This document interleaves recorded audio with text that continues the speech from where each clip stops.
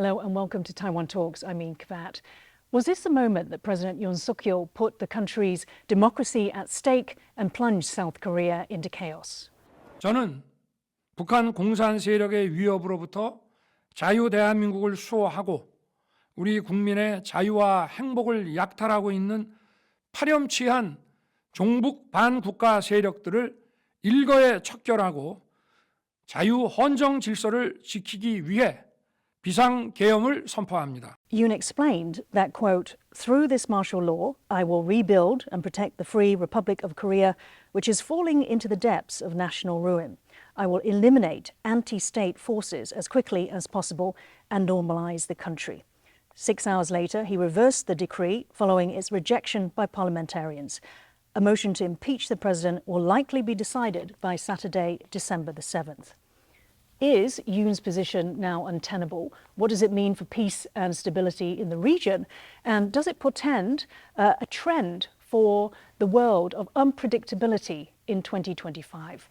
With me to discuss this as we record on Thursday, December the 5th at 3 p.m. are Liou To-hai, National Chengchi University College of International Affairs Adjunct Distinguished Professor, and Chiew-Ping, East Asian International Relations Caucus co-founder. A very warm welcome to the show, both of you. The last time martial law was declared in South Korea was 4 decades ago after the assassination of President Park Chung-hee in 1979. Shortly after Park's assassination, the commander of the South Korean army launched a coup to consolidate his power. General Chon Do-hwan extended martial law in May 1980. On May 18th, the Gwangju uprising, or Gwangju incident, broke out, which was violently crushed by the military, killing hundreds. Professor Liu, let me start with you first. So, South Korea has a long and painful history with martial law. So, why was it that the president declared martial law? What were the factors behind that? Perhaps his mentality still remained, in the Cold War era or in the 70s, 80s. Because he believes in this kind of a martial law can help him to fix the domestic politics problems. So you're saying he's not a true democratic leader? He's kind of a, very sieged mentality. Because nowadays, his popularity has already plummeted to 17%. So that means few people actually support him. On the other hand, more than 70% people believe he did not do a good job. So that is why he cannot get along well with the public. In addition, he also cannot get along with his own ruling party, People Power Party. Representative of that party, Han Dong-hun, actually was recommended by him, and he became the leader of the ruling party. But two of them could not get along well, primarily relevant to his wife, Kim Kun-hee. So that is why a lot of these kind of problems really, perplex him. In addition to, of course, opposition parties against his budget and everything in the assembly hall. So that is why he's kind of sieged mentality. That is why he has to do something. Right. So an act of desperation, which has backfired.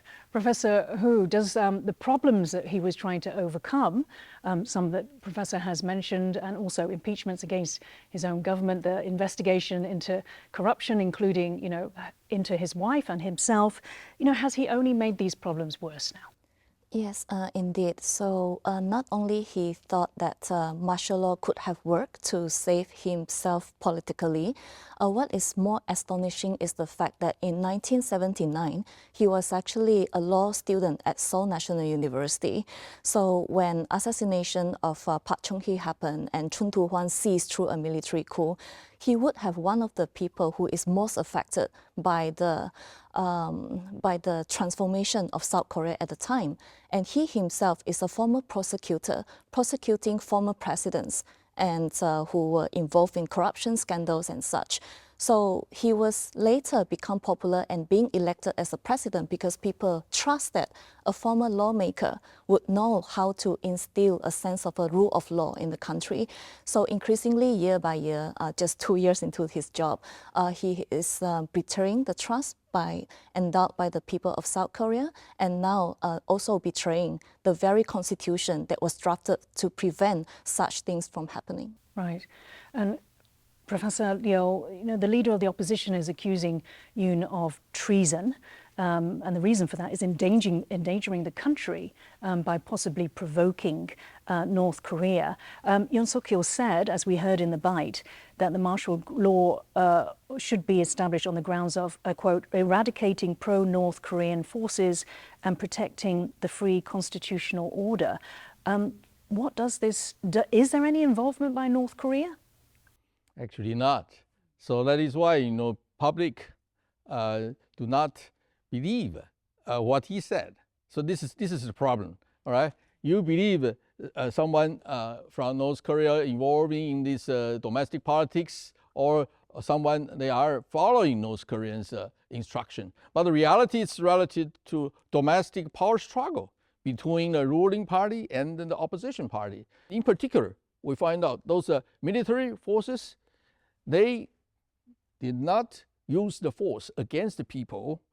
They also did not fire one shot. They realized there's no enemy. Okay, so only domestic political power struggle.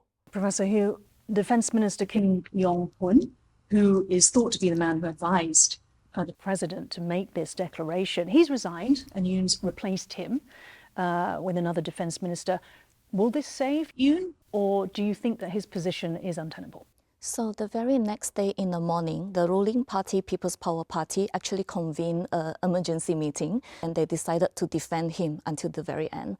So during this process, why Kim Yong-hyun played such a big role is because he was Yoon Suk-yeol's high school friend. So that very long ties lead them to such a predicament today. And in the way that the party is now trying to persuade Yoon Suk-yeol to apologize to the public so that he can remain as president. The speech on Thursday, December 5th, was cancelled. Yeah, that's right. Where he was expected to apologize to the nation. Absolutely. So now they are going to defend with other position in that nothing happened. So he has lifted the martial law. He is actually doing public a favor. So this is actually something that making the Korean public very angry. Right. So they want to try to sweep it under the carpet. But I think my question still applies. Is his position untenable, even if his party supports him? Absolutely, because the fact that he has actually going against the South Korean constitution, especially Article 77, and also the fact that he is betraying the democratic principle. Many South Korean, no matter they are professors, public on the streets, and even young students, they understand very well that this is not the way a democratic South Korean president should do. Professor, if Yoon stays on through the backing of his party, what are the likely implications for South Korea? That means it's going to be in chaos for a long period.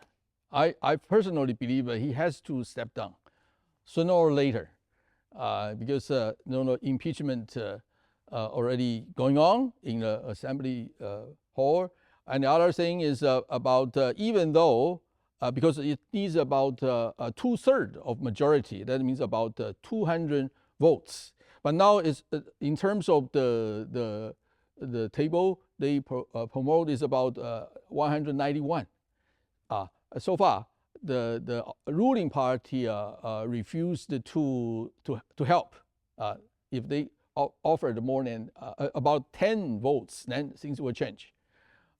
So that is why even though the impeachment bill could not pass, still people will continue to demonstrate in the street. That's exactly what happened like Park Geun-hye in the past. Professor Liu, how likely is it? Because if there is the charge of treason, this is what the opposition is saying about provocation by the North Korea. How likely do you think North Korea would take advantage of the instability that is now in South Korea? I think so far, North Korea has been silent about this event. Very easy. We need to know about Kim Jong-un's strategy. His eyes are not on Yoon Suk-yeol or South Korea. His eyes are on the United States. Donald Trump is coming, all right? He's good friends, okay? Why waste his time to deal with this, from their perspective, secondary sources, secondary issue? Does it put Kim in a better position to open dialogue with Trump? Yes, because Trump just announced to appoint Alex Wong as Undersecretary of Security. This guy heavily involved in the 2019 summit of the Kim Jong-un and Donald Trump. So that is why he got the access, to North Korean MOFA. So that is why I think since Donald Trump appointed him, that means it's coming. It's a matter of time. Right. So you expect some movement. That is why South Korean side is very concerned about this. This is also another Achilles heel of Yoon Suk-yeol, because Yoon Suk-yeol made the enemy of the 3 countries in the north. Yes, he had the alliance with the United States and Japan, but the thing is, now things change. Donald Trump is going to come. So Donald Trump is going to improve relations with North Korea. So South Korea is in a very disadvantageous position. And talking about the international relations, Professor Hu, what impact do these events have, do you think, on South Korea's international reputation? Obviously, it's known as a, perhaps still a youngish democracy, but maybe moving into a mature democracy, also a stable business environment. What's happened to that reputation now? So if South Korea is unable to impeach Yoon Suk-yeol during this episode, I think the credibility of South Korea would definitely be tarnished at the moment. Japan has definitely have reduced trust on South Korea. He also did not assure the investors. So the very next day, we saw that the stock plummet and the currency also fluctuated. So it doesn't guarantee to the foreign investors, in the sense that the labor unions throughout the country are now on strike, and they would not stop the strike if the President Yoon stepped down. Right. And how, in your view, how close do you think South Korea got to becoming authoritarian, becoming a dictatorship, if the National Assembly hadn't moved so quickly? Very close, actually. So when we saw that the lawmakers were hustling with the military personnel, we were so concerned that what if they were being arrested and not being allowed to sit in the assembly hall to vote for ending the martial law. And in fact, in the same night, there were rumors that the special force were dispatched to arrest some of the key opposition party members. So if that happened, I think martial law would have been implemented by now, and that would be a very concerning development, and luckily that didn't happen. Professor Liu, if we went ahead with the scenario that the impeachment was successful, it was approved by Parliament, then the South Korea would have to hold an election, I understand, to vote in a new president within 60 days. So this would then usher in a period of instability before then. And then anyway, after that, any new president will be consumed by domestic issues. So let's talk about now who you think might be a likely contender should that election occur. No, I think it's very clear. 2 guys, Lee Jae-myung, the leader of the opposition party, Democratic Party. The other one is Han Dong-hoon, the leader of the ruling party's representative so far. So that is why two of them were competing with each other. Actually, I think Mr. Han already noticed that. That is why he went to the assembly and told the people and media that this was a wrong decision. So see, so that is why he also has tried his best to save the ruling party in order to maintain the popularity, because he's going to represent his party and then to compete with Lee Jae-myung. But still, Lee Jae-myung has a much better chance to win the re-election. Right. Would you agree with that Lee has a much greater chance? And what is his position, Lee's position, on China? Does it, and the US? I understand that it might differ from Yoon's. And understand that. So Lee Jae-myung, as the leader of the opposition party right now, his policy would be to maintain good relationship with the United States and maintain the alliance relationship as well. However, the Progressive Party is known for having a troublesome relationship with Japan. So that would be one of the obstacles in which the United States would have to get involved to manage the relationship as well. As for another contender actually was how ruling party would have improved their image would be through the current Prime Minister, Han Duck-soo. So he is a career government official, and he was top trade negotiator for South Korea since the 70s. So he would likely be the acting president during the period of 60 days when the election was announced to be held. So his credibility as a trustable trade negotiator and economist would maybe garner some points for the ruling party in some way. So we will see some political turmoil ahead and domestic struggle between the two parties. And being an economist, does that mean that he is more pro-China? I think Lee Jae-myung was being accused as pro-China, and in his problematic statement that Taiwan Strait doesn't matter to South Korea. So I think in a way that his oversimplified statement was very problematic.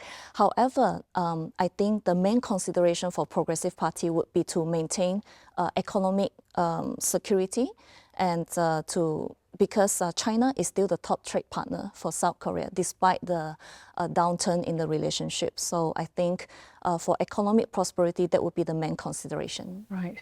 And Professor Liu, will China be observing these developments? Will it be welcoming South Korea's instability, given that Yoon steered the country towards the US and has been fundamental to the trilateral between the US, Japan and South Korea? For China, about this incident, Chinese side only say this is Korea's domestic affairs, nothing related to us. But in reality, China, of course, is very concerned about South Korea. When Yoon Seo-yeol met Xi Jinping in South America, so they talked about how to improve relations with each other. In particular, Yoon Seo-yeol emphasized the security collaboration, because now Yoon Seo-yeol realized there is a possibility of strategic collaboration between China and South Korea. So is China, because both countries would want to see peace and stability on the Korean Peninsula. Now North Korea is troublemaker. Okay, so for them, both of them. So that is why China is watching this incident very closely. And so then, Professor Hu, does that mean that South Korea's instability, or even the movement that Professor just mentioned in terms of South Korea and China coming together, would this complicate US efforts to counter China in Asia? I think South Korea is also under export control. So South Korea is actually heavily affected by export control imposed by the United States and Japan, actually. And in terms of the security aspects, though, I'm curious, does an unstable South Korea or a South Korea with a president that's not so pro-US, what impact does that have on US security alliances in the region? I think the hedging behavior among the smaller countries is not new to the United States. They have been managing this in Southeast Asia, in Latin America right now, in Africa, and now possibly to their closest allies like South Korea. So given that the pressure will be high, and no matter what, the Department of Commerce and Treasury of the United States would continue to impose a restriction and in which affecting China's supply chain that would leading to the United States. Professor Liu, we spoke about South Korea and its relations with China, and understanding that perhaps they have things in common that can bind them closer together. Could the same be said between China and the US? So, for example, when Xi Jinping and Joe Biden met in Peru in November, Xi stressed that he would not allow war to break out on the peninsula because it would affect China's interests. So does this give China perhaps some leverage in terms of its relationship with North Korea, in its relations with the West, China's relations with the West? In reality, China is not very happy about Pyongyang, Moscow's this kind of military alliance, because that would allow the North Korea to upgrade its military capabilities. You know, North Korea is closer to Beijing than Seoul, okay? So that is why it's a threat to China's security. So that is why China would like to have better relationship with the United States. So G2 can fix all the problem on the peninsula. That's China's one choice. If not, China has other choice, that's collaborate with South Korea in case Kim Jong-un and Donald Trump, they really establish full diplomatic relations. So in that case, must have a good relations with South Korea and plus Japan. So that is why things are changing. China has a lot of options, so that China needs to show, I'm still a boss on the Korean Peninsula. That is why he told Biden China will not allow North Korea to make troubles on the Korean Peninsula, even though Xi Jinping did not specify North Korea. Right, yeah. And does Professor Xi Jinping really have that sway over North Korea, or now is it Putin that has that influence? Yeah, seemingly, I think North Korea actually have a better relationship with Russia right now. So some of the planned activities, because this year China and North Korea were celebrating the Year of Friendship, and many of those activities were actually cancelled. So we have not seen it, and now it's December. So we saw that China is staying away from whatever upgrade that North Korea is enjoying right now with Russia. And North Korea's involvement in Russia-Ukraine war is certainly something that China and Xi Jinping did not expect it. Professor, let me ask you from a different angle. How should Taiwan be assessing these developments? Are there any impacts for Taiwan? We have to watch very closely because we are in this region. And now we also need to watch Japan.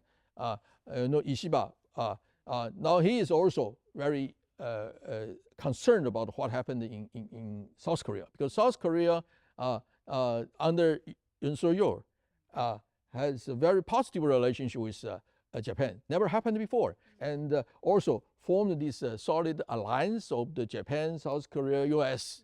All right, so make Japan feel very safe. But situation happened like what I just mentioned about, Donald Trump, North Korea, and I think Japan is going to face a lot of challenge. And so, Professor, what impact does that have on Taiwan's security, which we know is tied up very much to the US-Japan alliance, and which is also bound or has strength from the trilateral US-Japan-South Korea alliance? So in a way, South Korea has become a weak link if they don't recover from the current episode. The US-Japan would lose another credible ally in supporting Taiwan, for example. So Taiwan also following this news in South Korea very closely because of the martial law experience. And I think the comparison that can be drawn right now is that I saw some TV shows in South Korea in which the law professor were discussing about how Taiwan actually have a better law in preventing such sudden martial law declaration being made by the current leader. Right. A very final question, Professor Liu. So if we look at the region as a whole, in neighboring Japan, new Prime Minister Shigeru is leading the first minority government in 30 years. Obviously, Yoon already was, and perhaps there is this instability now. The US is transitioning to Trump. And in the Philippines, the vice president could be impeached as well after she made death threats to President Marcos Jr. So is South Korea simply, the latest or part of this general picture of unpredictability that we're seeing in Asia, perhaps across the world? Yeah, so that is why Ishiba would like to host Xi Jinping in the forthcoming trilateral summit of Korea, Japan, and China. So, but of course, it's up to Xi Jinping will really go there or not. Could be Li Qiang, like South Korea also want Xi Jinping to be there, but Xi Jinping did not go. So that is why for Ishiba, that is why he came arrive Taiwan first before he became the prime minister. So that is why we still have the positive relationship with the prime minister and his office. So that is why I think, as I just mentioned about, we need to watch this kind of new development in a very close way and try to make friends with everybody. This is very important. Okay, we're going to have to end it there. Thank you so much, Liou To-hai and Chiew-Ping, in joining Taiwan Talks today. If you liked our show, please search for us on YouTube, subscribe to our channel, and give us a thumbs up. Thank you and take care.